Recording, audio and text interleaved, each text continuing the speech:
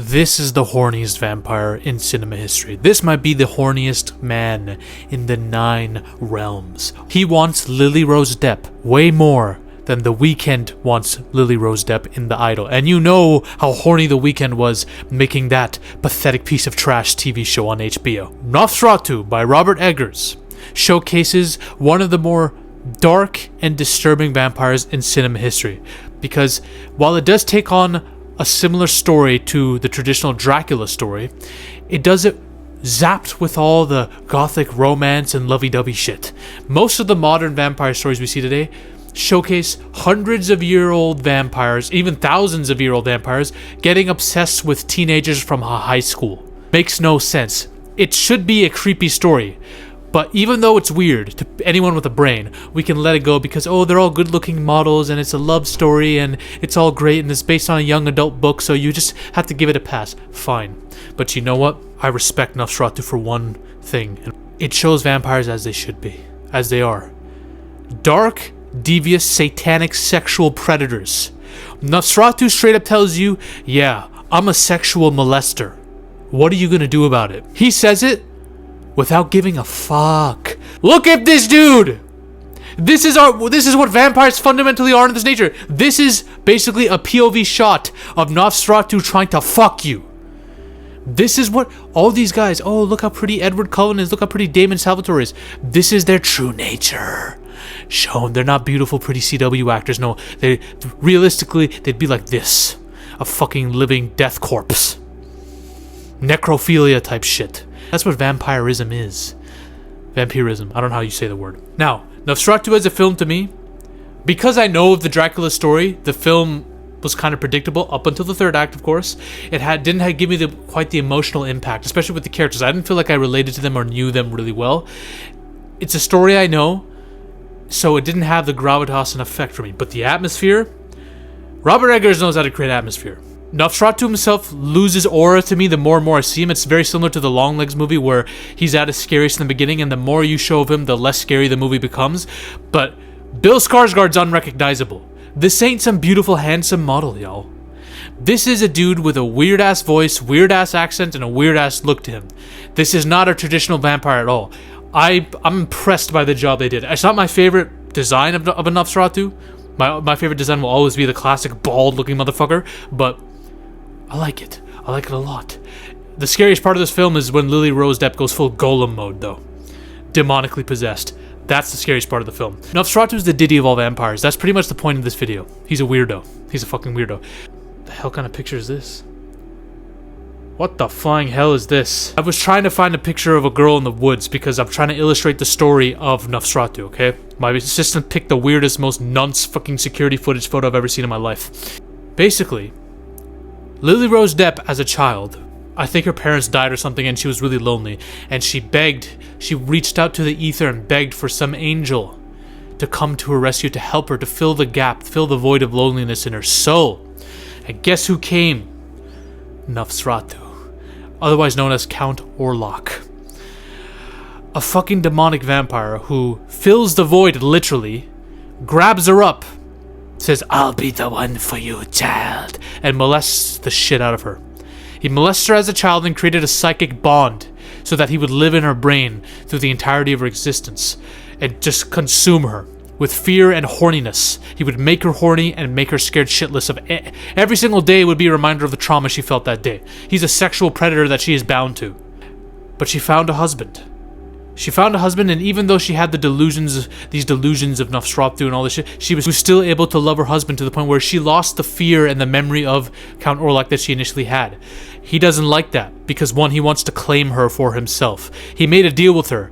When you are of a certain age, I will fuck you. You will be mine forever. But now that you're getting married, this brother's got to go, and I gotta come into the fray. He's a child groomer of the highest order. He's worse than Diddy in many ways, to be honest.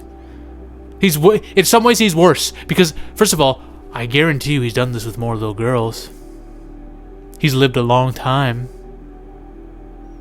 He wants little girls. NOSFERATU, if you want to know his origin, he was a sorcerer. Specifically, a Solomonari who... Solomonaris are basically, in Romanian folklore, they're like these wizards who can ride dragons and use axes as like this lightning bolt nexus point for magical power. They also dabble in the dark arts. He dabbled in some satanic practices and made a deal with the devil, a Faustian bargain for immortality. He wanted to live. He was dying, and he wanted to be able to live longer so he can continue to use his magic and be seen as a freaking god. Unfortunately, the devil was like, ha ha ha, you're gonna be a rotting vampire who wants to feed on blood for the rest of eternity. And he turned him into a vampire, a demonic being, cursed. Very similar to the way the mummies were cursed in the original Brendan Fraser Mummy, especially with their abilities to create plagues, and we're gonna get to that. You see, this vampire has pretty much all the powers and then some. Vampire physiology, okay? Blood absorption, plague. He can release plagues on people. He does it. He does it with plague rats. He causes people sicknesses that kill them. When he bites on you and feeds from your blood, he's draining your life force. One bite can drain an entire person's life force. He doesn't even need to keep draining you. Okay? He's got telekinesis. He can move within the shadows and manipulate them. Strength, speed, immortality, manipulate animals, dark magic because he's a sorcerer, psychic abilities, hypnotism, madness inducement, and telepathy. He has it all, y'all. He has everything. He's a walking manifestation of death itself. You don't want to fuck with him. And what I love about NOSFERATU is there's not much to his character besides the fact that he, even himself, in his own words, is simply an appetite. This guy's pure evil. There's nothing moral about him, nothing human left.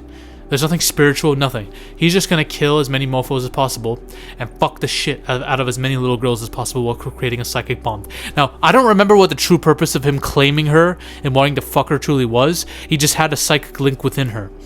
I don't know what. Maybe someone can remind me. But he really wanted to bang her at a specific age, and I don't know why. Maybe he wanted to just bite her and kill her and make her his, but why her?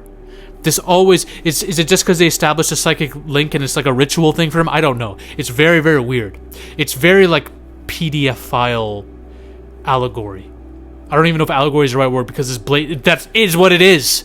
It's no allegory. There's no metaphor here. He is that. He simply is that. Now, when we're talking about a vampire like this who's all powerful, I always like power scaling. I want to see how he would do against other vampires in terms of power. Maybe even in a fight. The problem is, it's virtually impossible to know. This guy is not like... His powers aren't meant to be like literal, like Vampire Diaries powers, where you can see their speed and measure their speed and power and their strength, more or less. You know how they die and how they don't. You know, he's like the embodiment of fear and terror. He's like an elemental, colossal being, rather than just like this... with this literal being with a breadth of powers that you can see and that are tangible, you know? All these other vampires, we know. Blade, he's got weapons for days, he's half human, half vampire, but just as strong, if not stronger than normal vampires. He can beat the shit out of you with martial arts. All that shit.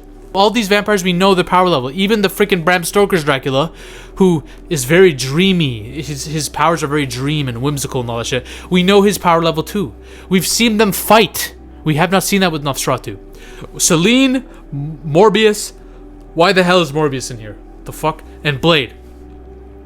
We know their power level. We've seen them up against other beings. We've not seen them in NOSFERATU. NOSFERATU has not been tested like they have. So obviously in a physical fight, they have the weapons necessary to kill a man like him, right? And don't even get me started on the Vampire Diaries, vampires, especially the originals. Klaus Michelson would wipe the floor with NOSFERATU, and it's not even funny what he would do to him, bro. He's a freaking hybrid who can't die, besides a white stick. We know NOSFERATU can be killed by the sun. That doesn't work on Klaus. Klaus will kill the shit out of him, bite him with the werewolf bite, and kill him. True Blood, Vampire Diaries, even the Twilight vampires, they're all like X-Men. Omega level mutants. That's what they're shown to be. We don't see that kind of power scaling with NOSFERATU. I think the most competitive like fight that's fair that I can put him in is against the Dracula from Last Voyage of the Demeter. But even then, I think that Dracula beats him. You know, so I think power-wise, this character is mid-tier in terms of just pure combative power and ability. I think all these other vampires have more breadth to their abilities, but in terms of like primal horror, he's beyond. He's god tier in that level. Even though his character, this NOSFERATU himself, is not scary to me. Really, this movie was not scary to me at all. But the vibe, the atmosphere, He's pure evil. This guy's feeding on babies and throwing them like they're nothing. Like, this is truly how vampires should be. And that's the one thing, again, I have to give this movie credit for. This is a more accurate and needed portrayal of vampires. I'm sick to death of vampires being portrayed as these angelic, pretty beings who are cursed with this desire for blood, and they want to withstand it, and they're trying to be good for the woman that they love. No, they are realistically sexual predators who have lived so long that they forgot what it means to be human and are killing everybody. Everybody! I smash everybody, brother. That's what they're saying. Khamzat Shemaev if he was a PDF file vampire. That's what Nosferatu is. For fuck's sake. We need more vampire stories like Nosferatu. And oh, by the way, Robert Eggers is making a werewolf movie too. You already know that's going to be a banger. You already know werewolves are about to be... Oh, they're about to be great again. We're about to make werewolf movies great again, y'all. Yeah, that's Nosferatu for you. That's Count Orlok. One of the most menacing freaking vampires of all time. A satanic vampire. A sexual predator worse than Diddy. That's that. Goodbye. Ladies and gentlemen, we are on a mission to take over Hollywood. But the army must keep growing. If you want to suggest video topics to me, or talk about your favorite movies or favorite film theories in a community with like-minded individuals, join the Zafy Discord now. Link is in the description and the comment section as well. Join us. This movement is just beginning. We're taking over Hollywood, one coke line at a time.